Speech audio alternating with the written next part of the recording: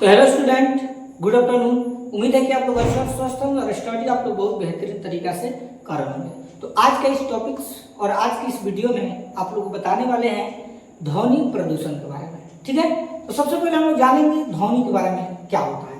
देखो प्यारे बच्चों, ध्वनि का मतलब क्या होता है? आवाज। ठीक है, याद रखना, ध्वनि का मतलब क्या होता है? ध्वनि का मतलब होता है आवाज। और ये आवाज आपको पूरी जहां आप रहेंगे ना, जैसे हम अगर आप लोग को पढ़ा रहे थे, एक आवाज है, ये भी एक ध्वनि है जो आपके कानों तक जा रहा है।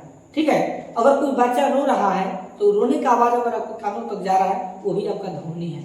अगर आप कहीं शादी ब्याह में जाते होंगे, डीजे बजता है, वहां पर गीत बजता है, उसको सुनते हैं आप, तो आपके कानों तक जो आवाज आता है वो भी आपका ध्वनि है। सड़क के किनारे बहुत सारे गाड़ी जाता है, वहां उसका जो हॉर्न होता है वो भी आपका ध्वनि है। तो बहुत सारे ऐसा गलती करते हैं इंसान, इतने तेजियों में जो है, इतने मतलब रफ्तार में जो है लोग आवाज करते हैं, जिसकी वजह से ध्वनि आज प्रदूषित हो रहा है। ठीक है, तो इसी चीज के बारे में हम लोग आज इस वीडियो में जानने वाले हैं। तो आइए हम लोग सीखते हैं। तो सबसे पहले प्रश्न है कि ध्वनि प्रदूषण के क्या कारण है? आखिर मनुष्य कौन ऐसा गलती कर देता है जिससे ध्वनि आज प्रदूषण हो रहा है? ठीक है, यानी प्रदूषित हो रहा है। टेंशन लिखा है कि ध्वनि प्रदूषण के कारण निम्नलिखित है, यानी बहुत सारे कारण है ध्वनि प्रदूषण का। सबसे पहला, सड़कों पर कार, बस, ट्रक, ट्रेन और हवाई जहाज का शोर। यानी सड़क पर बहुत सारे देखोगे, जब सड़क के किनारे पर जाएंगे, यानी जब मार्केट में जाएंगे तो वहां पर देखिएगा कार, बस, ट्रक, ट्रेन, हवाई जहाज बहुत अधिक मात्रा में चलता है, जिसके उससे क्या होता है? आवाज आता है। देखिएगा हॉर्न लोग मारता है साइड के लिए, तो एक दूसरे के हॉर्न जब मारते हैं तो वहां पर क्या होता है? आवाज बहुत ज्यादा होने लगता है, जिससे ध्वनि प्रदूषित होगा। देखो, आवाज होना चाहिए, लेकिन आवाज एक शांतिपूर्वक होना चाहिए, यानी कम में आवाज होना चाहिए।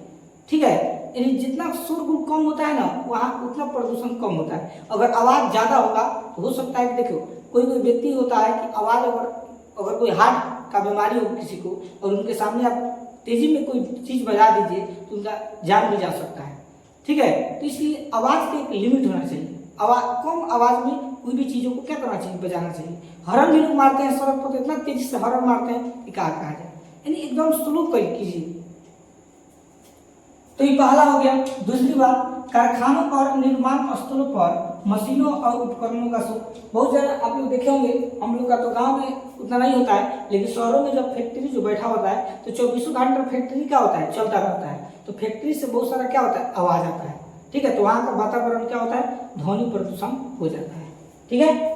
तीसरी बात, इमारतों, सड़कों और पुलों का निर्माण करते समय होने वाला शोर। और मान लो कोई घर बनता है तो उसमें आपका मशीन का यूज होता है, सड़क बनता है तो उसमें आपका मशीन का यूज होता है, पुल बनता है तो इसमें बहुत सारा मशीन चलता रहता है, तो इससे क्या होता है? आवाज आता है, बहुत ज्यादा आवाज आएगा। तो जब बहुत ज्यादा आवाज आएगा तो क्या होगा? ध्वनि प्रदूषण होगा।